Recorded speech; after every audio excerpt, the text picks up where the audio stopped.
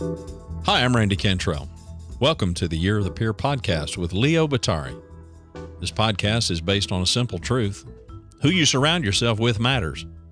Author and keynote speaker Leo Bottary will interview thought leaders from all walks of life who will share how they leverage peer advantage and show you how engaging your peers more purposefully can hold the key to greater success in business and in life.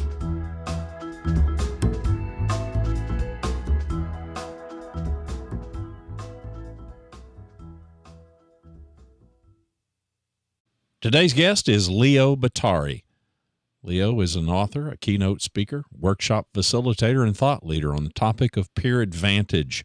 After 8 years as an instructor for Seton Hall University, where he was named Adjunct Teacher of the Year in 2015, he now serves as an instructor for Rutgers.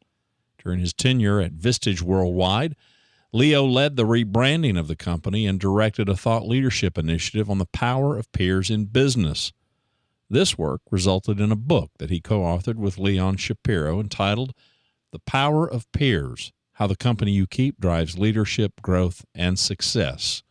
Leo Bottary will release a new book in the spring of 2018, which he'll tell us more about on the show. We welcome Leo Bottary to his own podcast, Year of the Peer.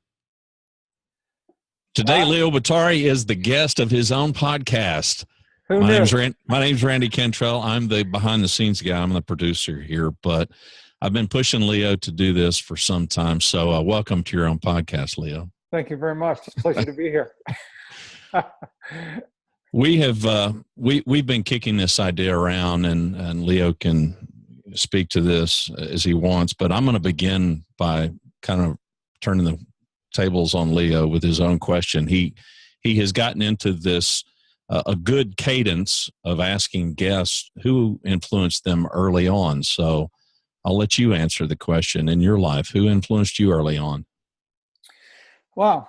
I would say a few people.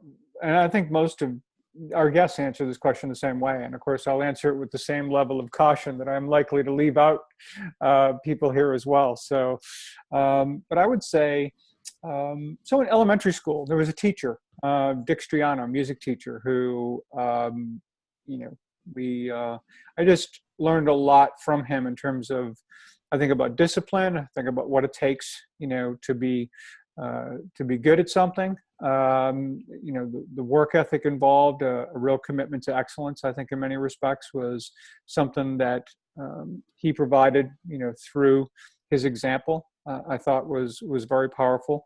And we remain in touch today. In fact, he and his wife and family stayed at our house in Colorado when they were celebrating their 50th wedding anniversary. It was my small way of being able to give back, I think, to something that, it's a huge difference that I think he and his family, he's got 2 wonderful daughters and just, great family. And, I think that was a big help. But, I also think there have been coaches and teachers and, I think about being at Seton Hall University and, Carl Sonlein, who ran the Master of Arts in Strategic Communication and Leadership program, not only inspired me as a student because I was like,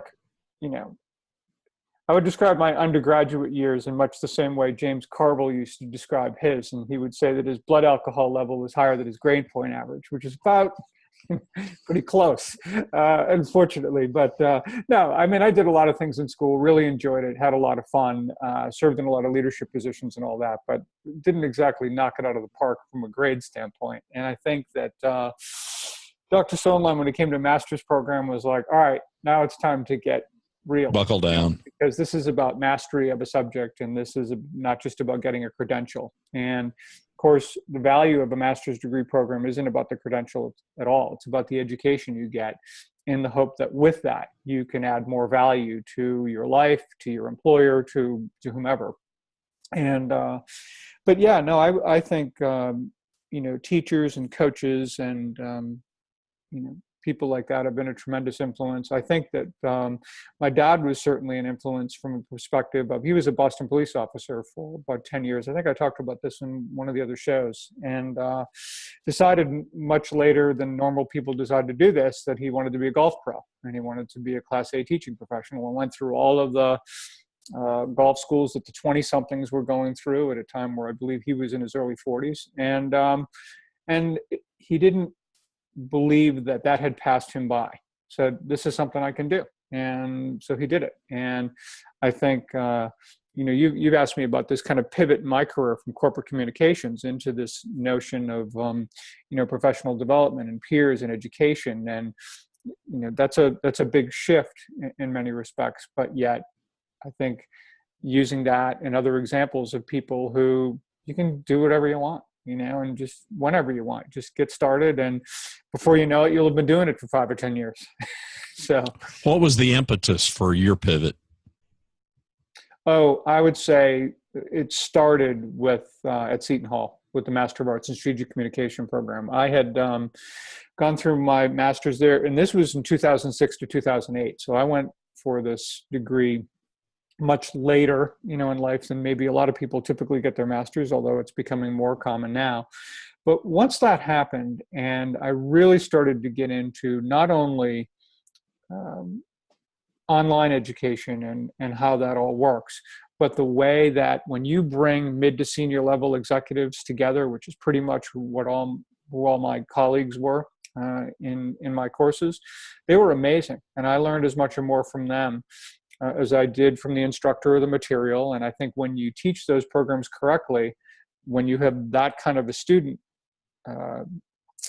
makeup, that's what you want to have happen, because there's so many rich experiences in the room. And when people start sharing with one another, so it really started there. And then, I think because of that, I became intrigued by Vistage. And when there was a position that opened up there, and it was really largely for corporate communications, and I thought, well, I'd worked in the agency business for most of my career, and thought, wouldn't it be great to be able to play a role in moving a brand down the field? And I think, I did a lot of things during my 6 years at Vistage, and really proud of what I contributed and what I left behind. And yet, so I think those two things really kind of acquainted with me with the power of who we surround ourselves with, and the value of taking a deeper dive into that topic, especially when I saw so little of it, around. I mean, there are certainly some other people who write about it and do a great job writing about it. The Keith Ferrazzi's, the Bill Georges, the Rick Franzi's, the Dr. Henry Cloud, many who are on it, which I think is wonderful. And yet at the same time, when you consider the number of books on leadership versus the number of books on the people we surround ourselves with, it's, there's an exponential difference in terms of the amount of content. So to the extent I felt that I could join some of those guys, and I hope others, join as well, to all just make our small contribution, whatever that may be, to a larger body of work around peers, I thought that would be really valuable to do.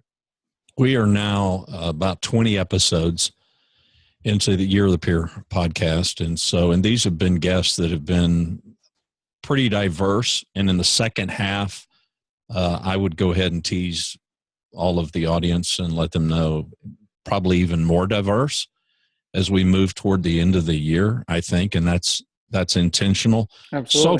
So far in these interviews, and I realize that you come to the table with a whole lot of back information.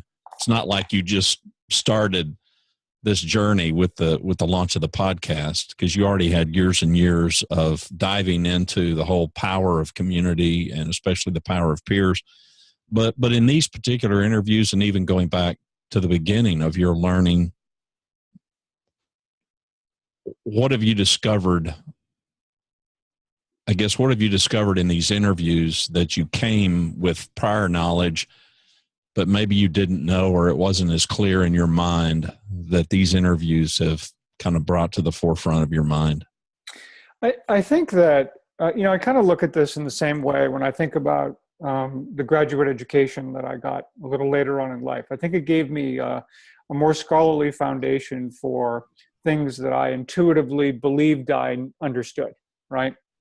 But now it's like, wow, this is real, and there's real, evidence and research and other things that kind of back that up. And I think what's happened here is that when you have so many people from so many different walks of life sharing their stories, about themselves and about others and about what it takes, you know, to make it in this world, and the fact that none of us do it alone, and how they did it. I think most of what I'm learning is reinforcing a lot of what we talked about, in the power of peers, and what I want to continue, to work on. I just think that if anything, if I thought it was powerful before, now I would times 3, times 5. Right. I mean, it's such a huge difference for everyone when you consider the value of the people we surround ourselves with. And I think that one of the things that we've done with this podcast is we've expanded the dialogue beyond just peers. It's mentors and other teachers and our parents and, people who bring up, a lot of people that have surrounded them and who cared who they surrounded themselves with. Right. In order for everyone to kind of be better and encourage one another. And, when I will say that particularly in the doctoral program I was in at Northeastern University, I've never seen a faculty that together just really believes in every student the way they do, and the impact that has on everyone who is in the program. So in other words, instead of that old model, look to your left, look to your right, predict how many of you folks aren't going to make it. Right. The opposite is, you've been accepted into this program for a reason. We believe in you. This is, you're all going to be there for one another. Life's going to throw some stuff in your direction, undoubtedly, over the next whatever period of time a particular program may last, and yet we're going to be open with one another, vulnerable with one another, communicate with each other, help each other. And if we do that, we're all going to make it. And that's essentially, it's what happened in my master's program. It basically, I don't really recall too many people I can think of who I was in the doctoral program at Northeastern who didn't make it. Only people who didn't finish their dissertation yet, like I haven't. But other than that, it's, yeah. So I think people believing in one another and the impact that has on lifting everyone up is pretty remarkable.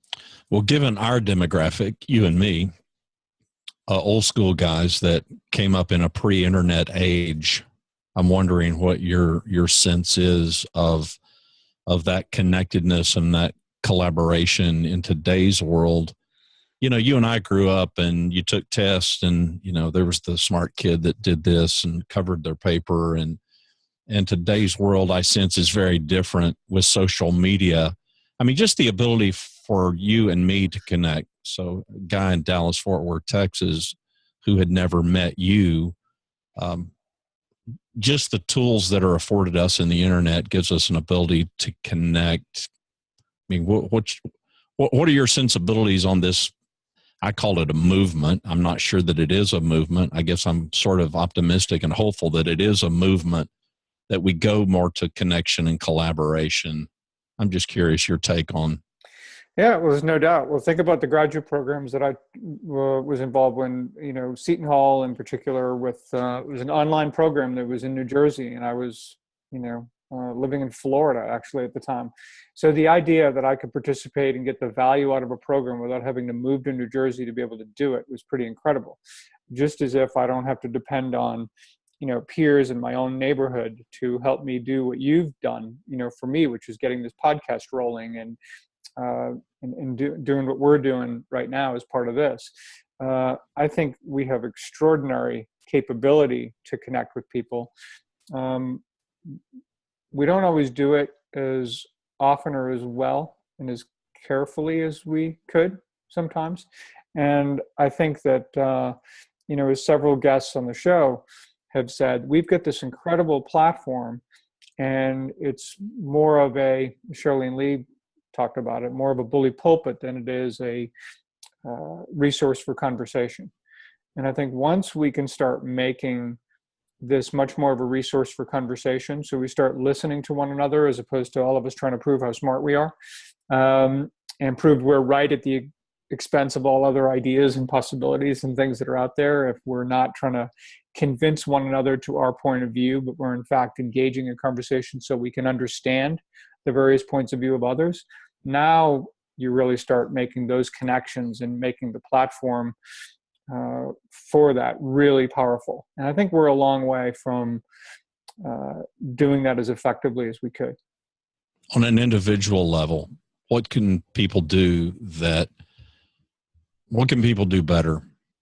What's the hurdle for people to make those connections and those collaborations happen in an effective way? Just to engage, listen more, write less. I think I wrote a blog post about this once, where when I get myself into this place where I think I'm writing more than I'm reading, but I try to put a timeout on that and step up with that. But it's more than just taking the information passively. It's and I can be better at this as well, I think, when it comes to reading what people write. Leave comments, start a conversation, get some dialogue going about it, ask some good questions about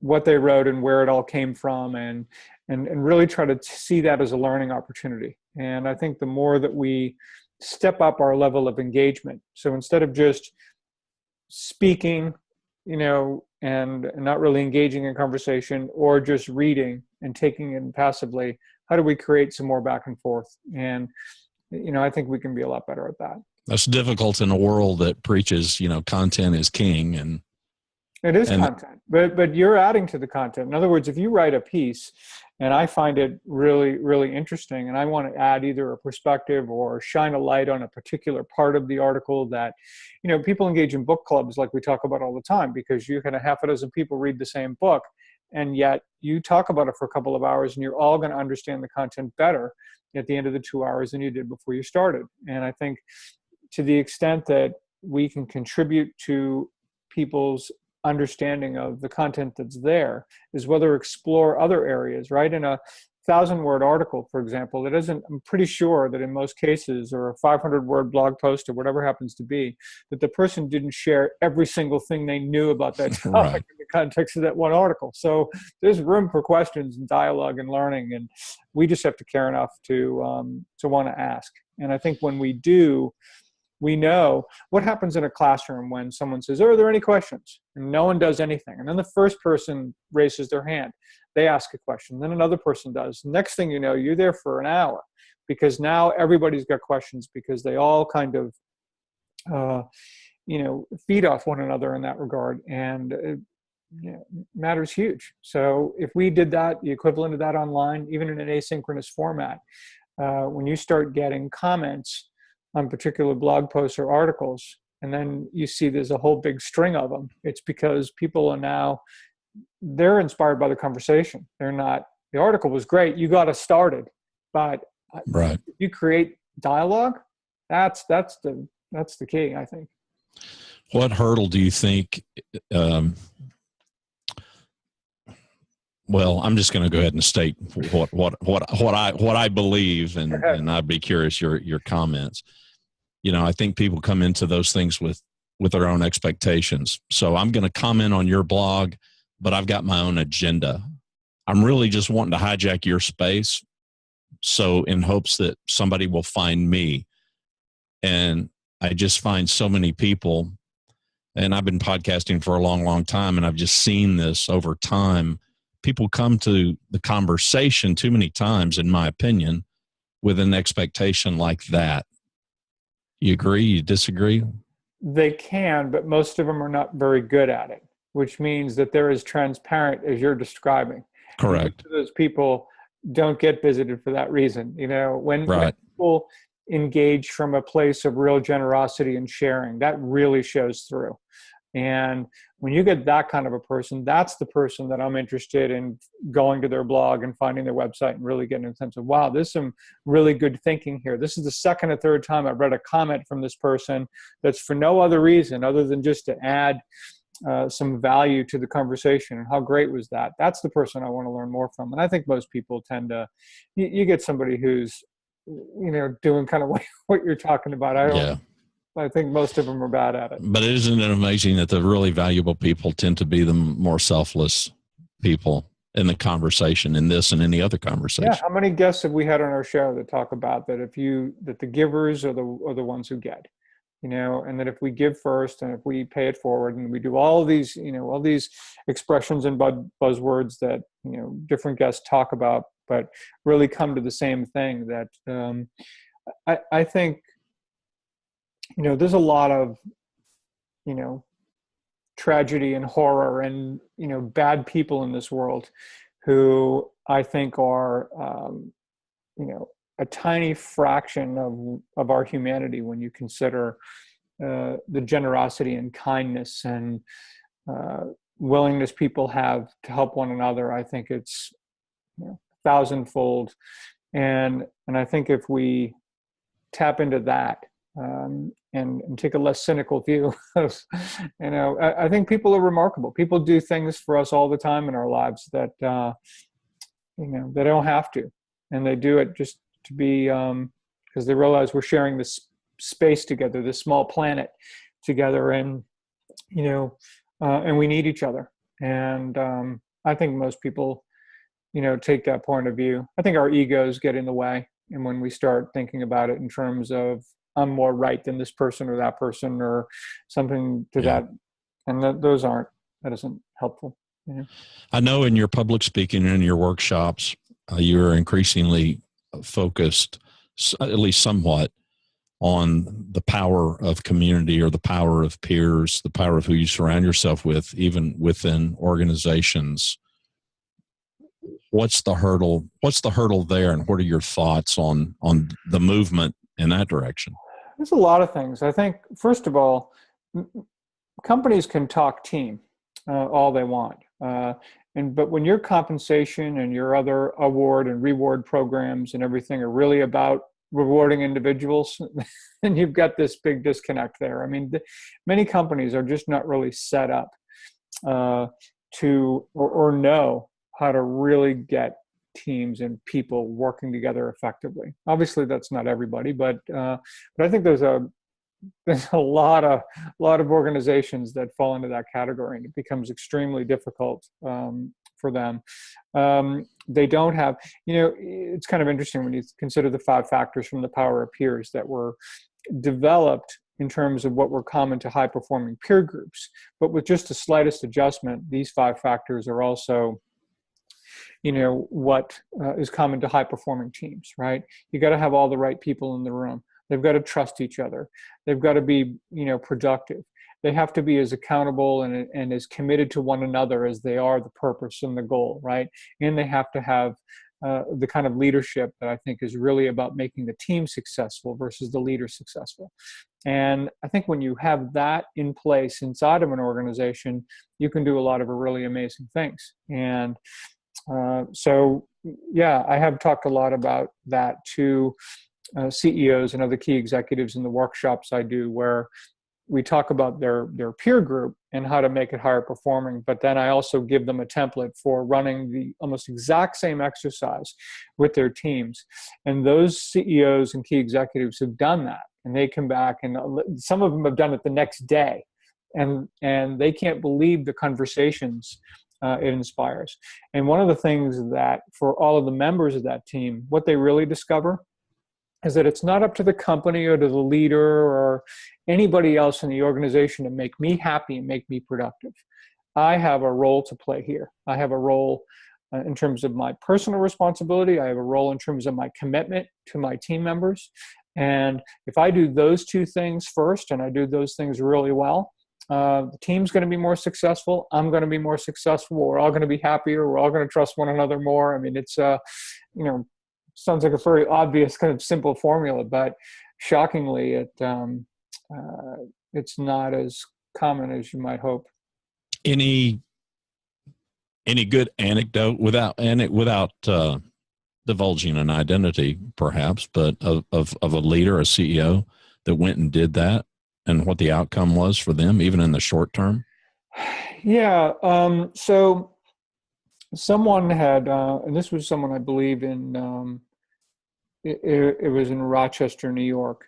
and they had run this with their team.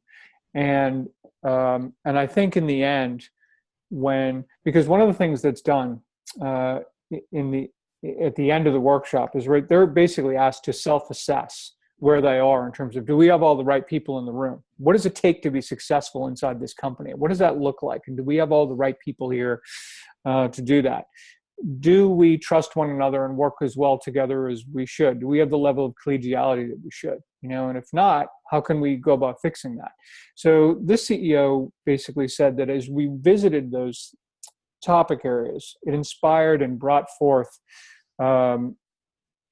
ideas and conversations that never would have happened organically, that helped the team look at one another and kind of, they understand each other better now. People who basically didn't even know what the other person really did for their job, and yet they were supposed to rely on them and depend on them some way. And all of a sudden, they always felt that when that person said no to them, they were just being difficult. When in fact, once they understood what was going on, it was like an aha moment for them, right? And I think for the leaders, when in the last part of it, the employees are asked to evaluate the leader. What could the leader be doing to help this team be more successful? And interestingly enough, in most cases, the team basically takes ownership of it and said it's not up to him or her to make us successful, number one. And the only thing they do ask oftentimes is just sometimes challenge us more. You can say be tougher on us or whatever, but yeah. People like to be challenged and they want to step up. And then together as a group, you can see how it creates cohesion when someone offers a big challenge. You all step up and meet it together, and you meet or exceed expectations, right? And what that feels like, for everybody. So for leaders and managers who may be not inclined to push their people because they think there's going to be this idea of, I'm on one side of the table, you're on the other. In fact, you're all fighting for one another to achieve a level of excellence that leader believes that you can do. And when the leader believes in you and you can believe in yourself, you can really do some incredible things. But we need one another to do that. What are some data points that have got your attention, past and present, just about this whole topic and the power of it? Yeah, I mean, two things really. The study by Stanford's Graduate School of Business back in 2013 that cited, just how few CEOs seek outside leadership advice, I think is one. And secondly, I would say, again, when you look at the progression of the Edelman Trust Barometer from 2001 to 2017, and you look at the emergence of peers as being credible spokespersons, as being credible with one another, and the role that they play in the face of a 2017 results where public trust essentially across the 28 countries that are included in the survey, that public trust in business, in media, government, and NGOs, non-governmental organizations, is down across the board.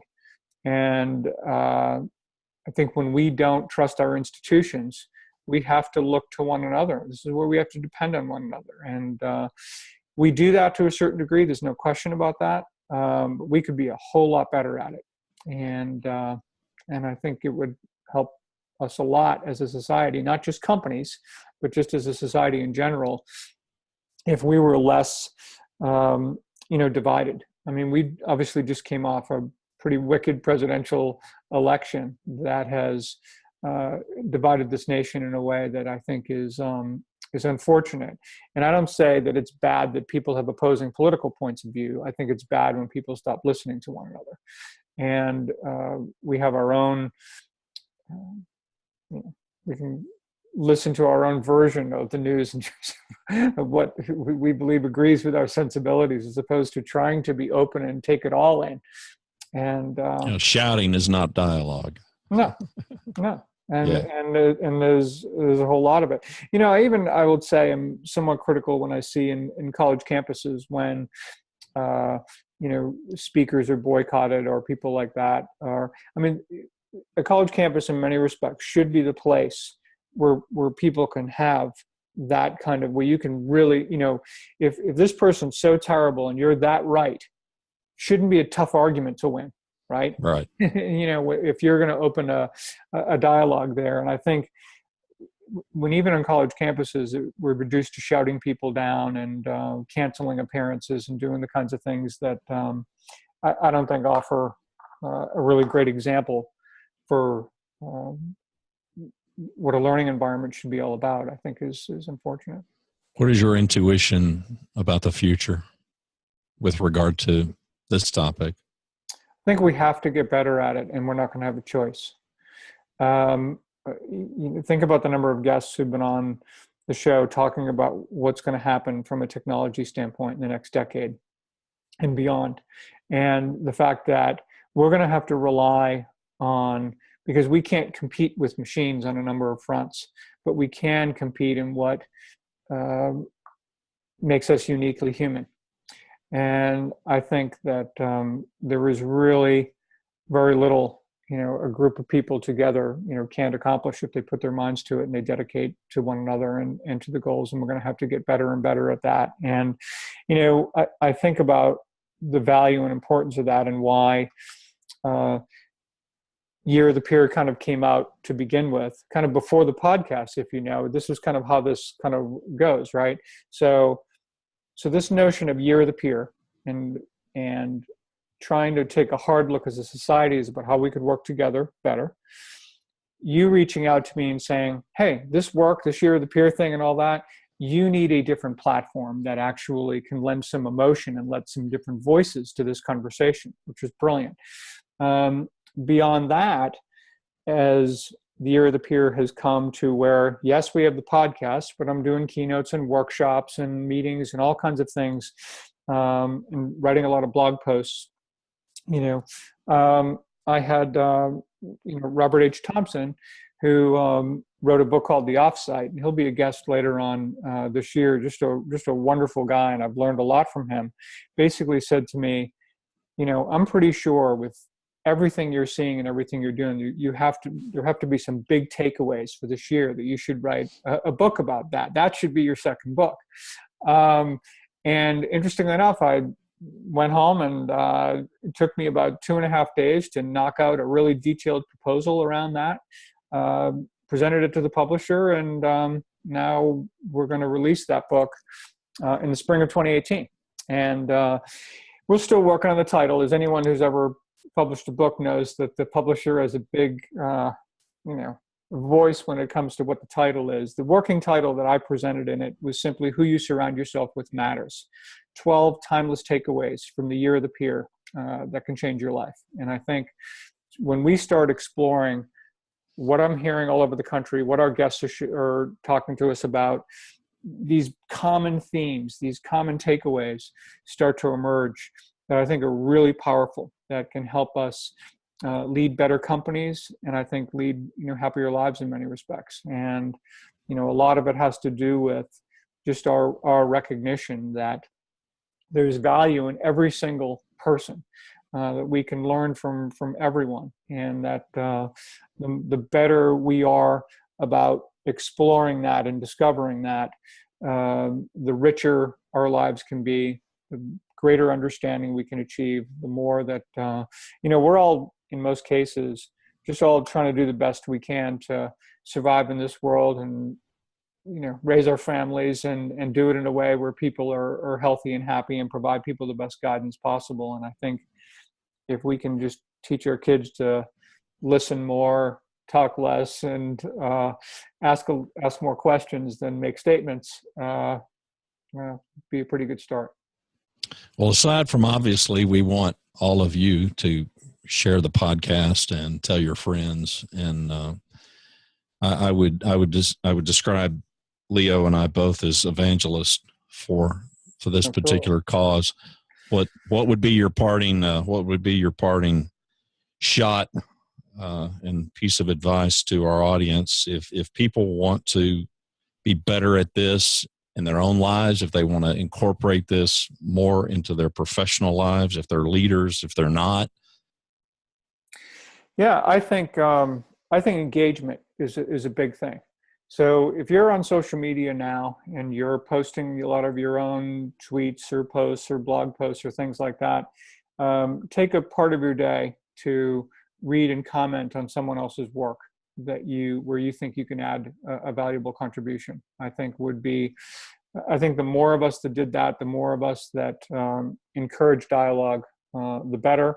And I think the more that we can engage people in all aspects of our lives, whether it's online or in person, with the idea that we're going to enter every conversation with this idea of not always trying to prove we're right, but try to understand where someone else is coming from. We've all grown up in different parts of the country, different parts of the world, to your point earlier about generational influences, right? I mean, you can't compare the world that I grew up in with the world my daughters grew up in, for example, and expect that we see things in the same way. It's just not going to happen. Well, or not that even that there's disagreement so much as there has to be evolution of thought, a recognition that the world I grew up in is different than the world I live in now.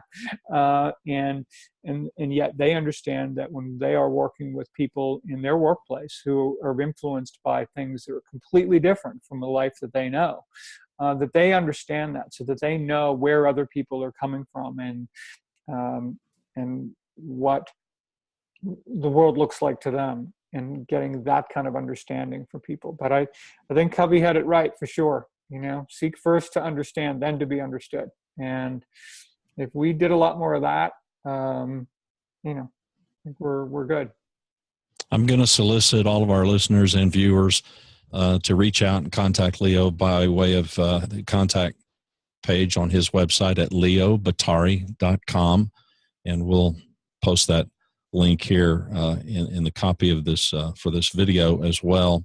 Send us your questions, send us your comment. We want to solicit your engagement, and we want to know how we can better serve you, how we can make the podcast better as we're coming up on the midway point in this year. So I'll leave the last word to you, Leo. Thanks for doing this. Hey, I also want to give a shout out to C-Suite Radio too. C-Suite Radio approached us, as you know, a few months ago.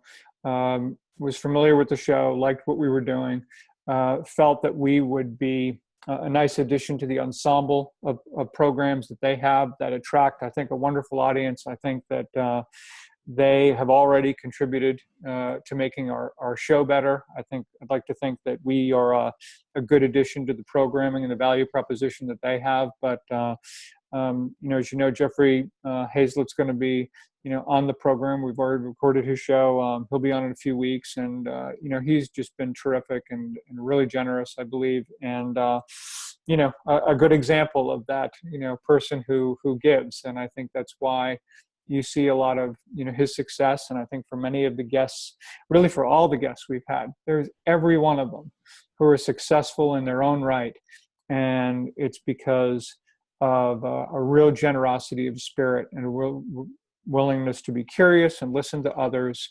And it's why they excel in their respective fields. So here we go. Thanks for doing this. You bet. Thank you.